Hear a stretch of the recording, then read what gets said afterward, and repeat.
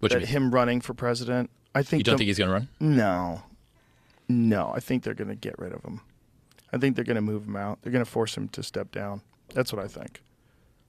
If I had to guess, and it's just speculation, I'd say they're setting up Gavin Newsom for it. Well, Buck Sexton may have the biggest radio show in the country, much bigger than mine, of course, Clay and Buck's show, but apparently Joe Rogan watches mine and not Buck's because Joe is agreeing with me. There's no way Joe Biden is going to remain. There's no way these people in power are going to risk that power on this dementia-addled old fool. Joining me now, Buck Sexton. Buck, it's nice that Joe Rogan, who I don't know and have never met, is such a huge fan of mine. Guess he doesn't know who you are, though, man. Sorry. I mean, he's never had me on the show, so I don't think he does know who I am. But anyway, but he seems like a great guy. But he's very wrong on this. And that's the truth. There's no way. And I understand that the weight of the voices that are all making these claims. I mean, look, and some of them are among my favorite people in this business. Put you aside for a second. Carlson, Bill O'Reilly, yes, Jesse Kelly, Clay Travis. Clay is on the side of Jesse Kelly with this one. They all just say it's impossible that Joe Biden will be the Democrat nominee all the way through. Now, this, I just want to point out a few key facts. They won with John Fetterman. They managed to win a critical Senate seat with the Senate effectively up for grabs, running a guy who had had a massive stroke and couldn't speak English, okay? And they won convincingly. They won independents in that state. People have this idea that it's like we're running some Oxford debate society, and on the one side is Trump, on the other side is Biden, and whoever makes the most, compelling case to the American voter. This is about raw, bare-knuckled power when it comes to getting the votes you need in the places you need them, early voting, ballot harvesting, mail-in voting, the propaganda machinery of all that stuff, propaganda machinery of the Democrats. You bring all that together and you could elect a turnip as the Democrat. And that's basically what they're going to do again. Okay, now, nothing you just said there was incorrect. I scream at my audience about this all the time, too, that it's not issues anymore or how unhappy the voter is with gas prices. It's all chasing ballots and all that crap now. It's all the ugly stuff.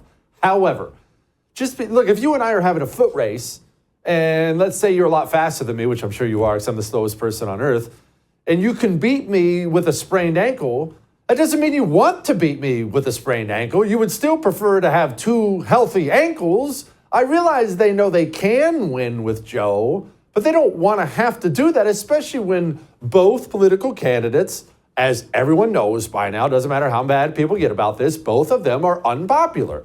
The approval and disapproval ratings of Trump and Biden are dreadful, not amongst the base of either of them, but amongst the general public. The general public doesn't like either of them. So the first party that says, I'm picking someone different wins.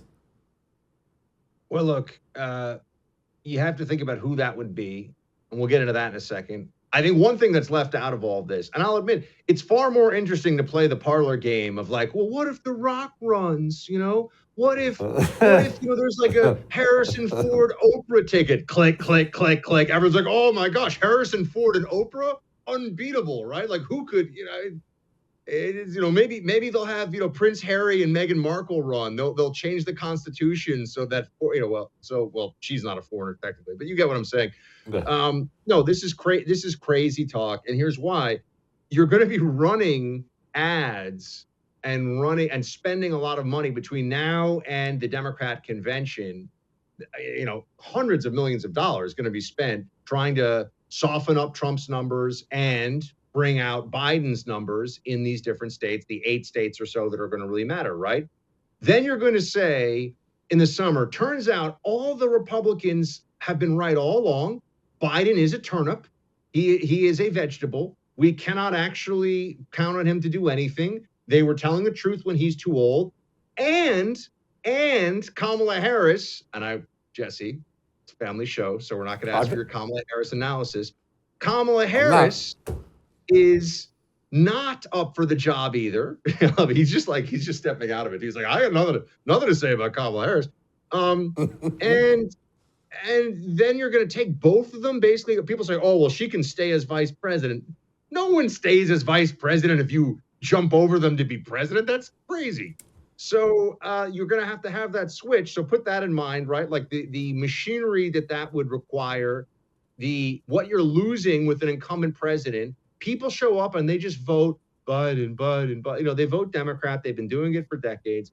And then who's this person going to be? I mean, there's Gavin Newsom.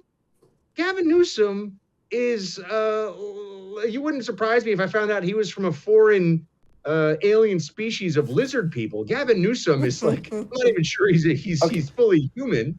Okay. He's not going to win in the swing states. Okay. But I don't want to, jump too far ahead of you on this one. All that other stuff. No. No, those are good points. But to the first point you were making, I think maybe this is a big part you're discounting, and I am not. And granted, I admit there's a lot of guesswork I'm doing here. You brought up Fetterman and how he couldn't talk, and you brought up Biden's first campaign and how you remember they got caught with the cue cards behind the camera. It was really, really bad. Okay, so we got all that. You get it, I get it.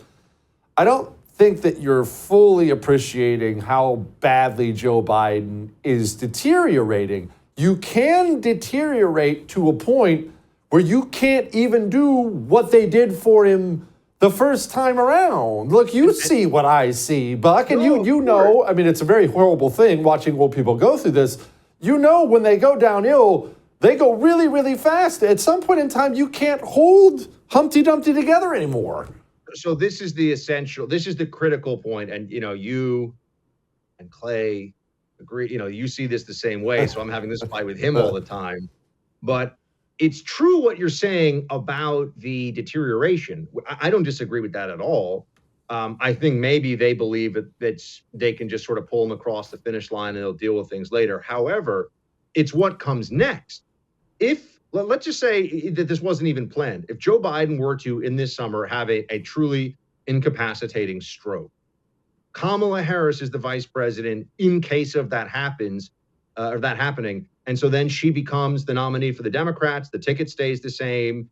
Everything, is marching along as they had planned all along. The part of this where everyone loses me is we're going to tell Kamala Harris, no, you've been the vice president this whole time, but you're not really the vice president. We're going to bring in some other person who we are sure is going to do so much better than you in these swing states that you're going to get pushed aside. Hope we don't tremendously offend the Black female voters who are the absolute core and base and backbone of the Democrat Party in terms of votes. To me, it's crazy. The people like Gavin Newsom, this is insane. And I know everyone says, then they go, oh, well, Michelle Obama would. Michelle Obama hasn't had a job in 20 years. Nothing. No, not in politics, not in anything. I mean, she's been a mom, fine, that's a job, but she hasn't had a job where you have to actually manage people and be you know what I'm saying? Like, first lady is not a job. So I don't understand why anyone thinks that this is this would be an easy thing for them to pull off. To me, it's crazy. And also she doesn't want the job, which I know that's a talking point you hear a lot, but I've heard that really is true. Yeah, I've heard it's true. I've heard it's not true. In fact, we have experts saying one thing, experts saying another.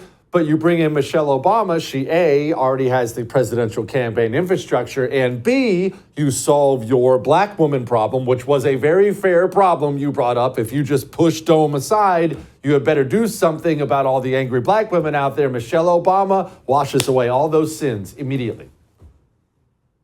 I mean, I would give you, I don't know how else to put this other than, we got to put a bet on this one. Whatever the most expensive lobster and all you can eat scampi option is at Red Lobster, you are going to be, you're going to have to pay for it for me if I'm right, and put on my Red Lobster bib with a photo taken. Okay. I want Jesse Kelly doing the bib for me of Red Lobster. All you can eat scampi, my man. That stuff doesn't come cheap. So I'm trying to get you prepared for this. And I will make good on my side of the bet too. If you are right, you can go Alaskan crab legs. It's been a good year in radio. We could do Alaskan crab legs for you at Red Lobster.